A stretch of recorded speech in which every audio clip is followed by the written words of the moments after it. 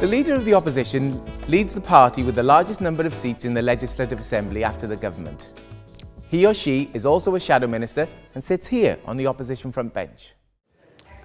Leader of the Opposition. Thank you, Acting Speaker. I rise to make a few short remarks with respect to this legislation, and I just wanted to cover off on a couple of the concerns that the Opposition have and why we would like to be going into consideration in detail with this legislation to ensure that we can understand how this new medical fund will work.